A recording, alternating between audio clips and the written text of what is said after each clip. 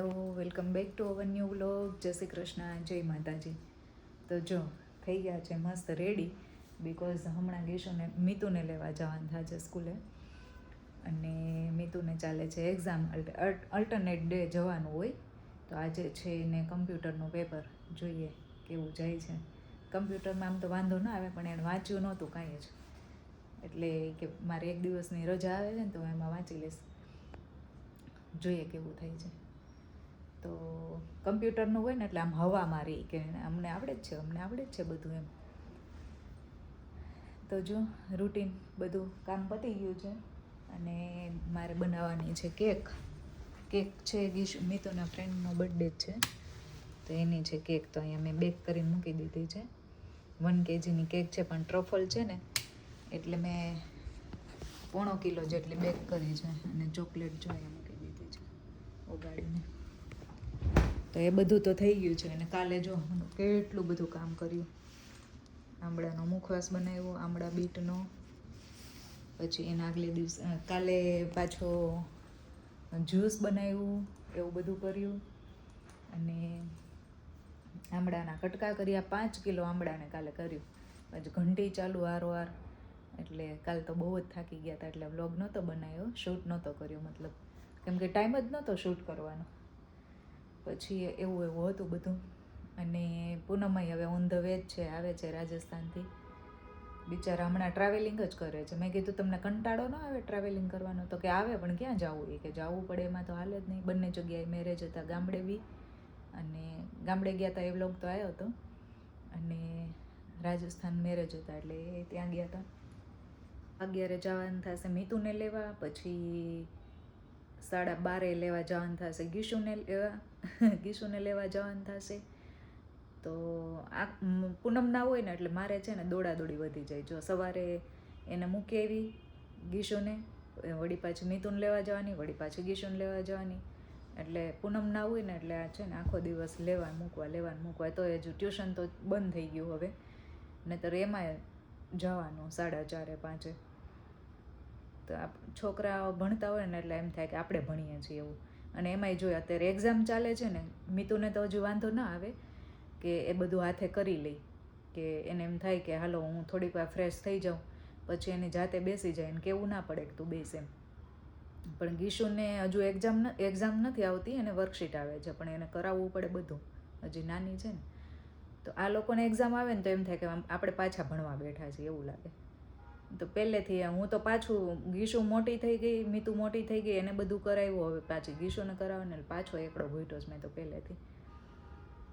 તો અત્યારની સ્ટડી છે ને થોડીક આમ ડિફિકલ્ટ છે. આપણે નાના હતા ત્યારે ક્યાં રખડતા મમ્મી પપ્પાને ખબર જ ના હોય. ભણતા મારા પપ્પા એમ તો સ્ટ્રીક હતા.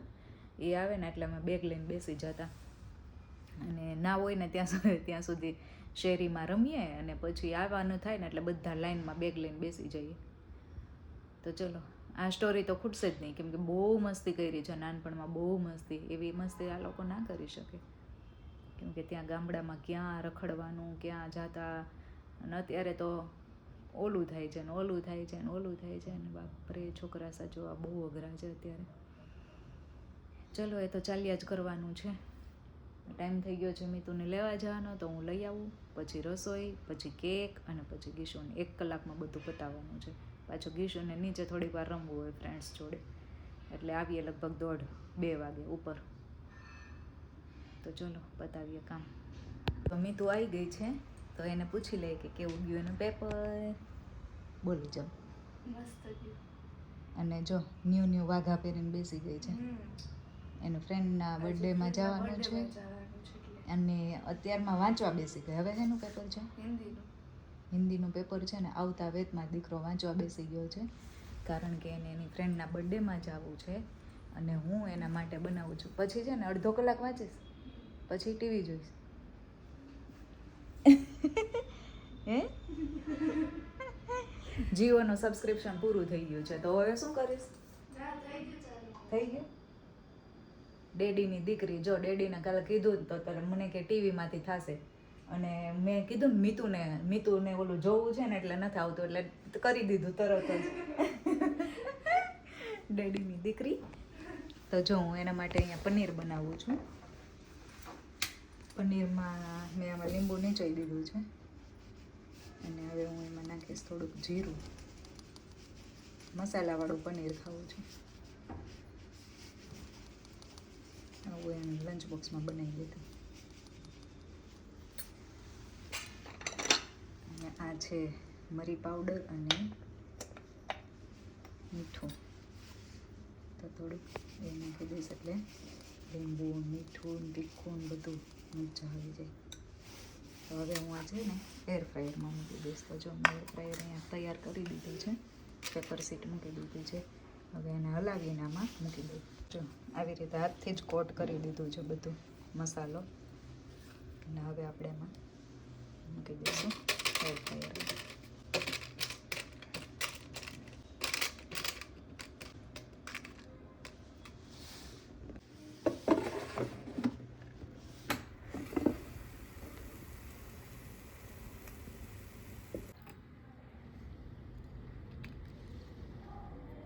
તારું હું ખાવા માંડી. મીતુ પૂરું કેમ મૂકી દીધું? બસ એક જ ચેપ્ટર વાંચવાનો તો કાલ તો રજા છે ને એટલે નહીં વાંચવાનું. હવે શું કરીશ? હવે ટીવી જોઈશ. જો આ 9th વાળા સ્ટુડન્ટ 9th તો આજે 10th ની હજી વાર છે. હવે ટીવી જોશે. હજી તો 10th ક્યારે આવશે કહો? 2 મહિના 2 મહિના પછી નહીં, હમણાં માર્ચ બાદ ચાલુ થઈ જશે. 1 માર્ચે. ઈ ત્યારે વિચારી લેવાનું. તીતી બોલ. ગરમી નથી થતી તમને? થાય છે ને? તને થાય છે ગરમી? નથી થતી? જો મને ગીશું નથી થતી, મેં તો ગરમી થાય છે. બિકોઝ મેં તો એ ન્યૂ કપડાં પહેર્યા છે ને એટલે ન્યૂ વાઘા. એટલે અરે જો અમદાવાદમાં તો ઉનાળો ચાલુ થઈ ગયો. હવે ઉનાળો આવે ને એટલે કંઈક થાય. એક રીતે મજા આવે કે આઈસ્ક્રીમ ને ગોલો ને ખાવાની. કા હેલ્ધી ખાવાનું શિયાળામાં મજા આવે. શાકભાજી મસ્ત આવે, ફ્રૂટ બધા મસ્ત આવે, સ્ટ્રોબેરી, મેંગો સમરમાં આવે. તો ગીશોને મેંગો ખાવું કે આઈસ્ક્રીમ ખાવું?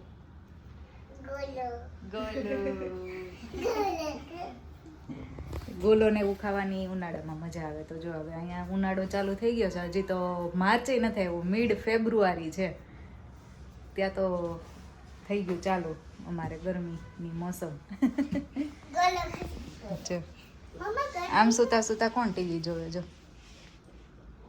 હે હા એસો આરામ છે હો. ચાલો જો મારે બપોર વચ્ચે વિડીયો ઉતારવાનો ટાઈમ થાય ને ત્યાં વિલાસબેન આવી જાય.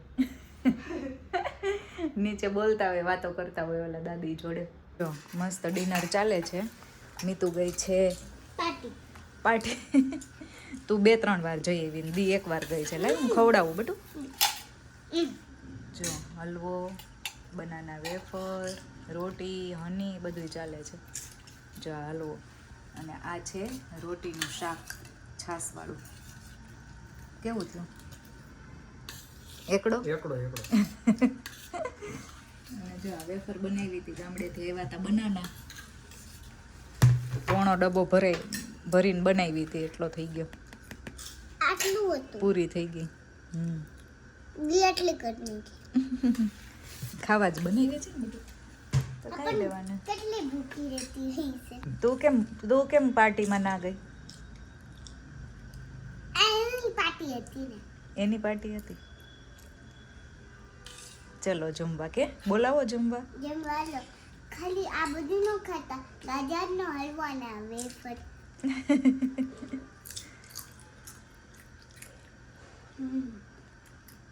ચલો ટીવી બંધ કરો બેટા હવે. ચલો સુઈ જાઓ ને, 9:45 થઈ ગયા બેટું. આ ચલો થોડું કર. સવારે સ્કૂલે જવાનું છે મારો દીકરો. કાનો થોડું કર જોઈ લેવા. મીતુ જો રહીને હવે લખવા બેઠી છે. શું લખે છે મીતુ? શું લખે છે? કંઈ નહીં. તો આ શું કરે છે? ચલો બાબુ ચલ ફટાફટ. જો કેટલું આટલું કર. હજુ કેટલું બધું છે હાલમાં દીકરો. હા ના હું બ્રશ કરી લઉં ત્યાં તું આવી જાઓ. ઓકે હો. જો હું ગીશુ આવી ગયા રૂમમાં. ગીશુ માથું દુખે બેટું? રમવું છે. એમ ગીસુ છે ને જો આ લાઇટ ચાલુ કરે એને આ લાઇટ બહુ ગમે એટલે આ વ્હાઈટ લાઇટ ચાલુ હોય ને તો એ બંધ કરીને આ લાઇટ ચાલુ કરે ત્યારે એને મજા આવે કા બાબુડું. તો ચલો મીતુ હજી વાંચે છે અને હું ગીશુને સુવડાવી દઉં. હમણાં હનુમાન ચાલીસા બોલીશ ને એટલે ગીશુને ટેટી પાકી જશે. આખો દિવસની થાકેલી હોય માં દીકલો કેમ છું થાક લાગી થાકી નથી જતી તો ક્યાંથી એનર્જી આવે છે કોણ જાણે એટલી બધી. ઉપરથી કોણ આપે? જેજેવાલા આપે. કાનો. કાનો કાના એનર્જી આપે હે. ઓકે ચલો તો હવે સુઈ જોઈએ. મળીએ નેક્સ્ટ વ્લોગમાં. જય માતાજી, જય શ્રી કૃષ્ણ અને બાય બાય.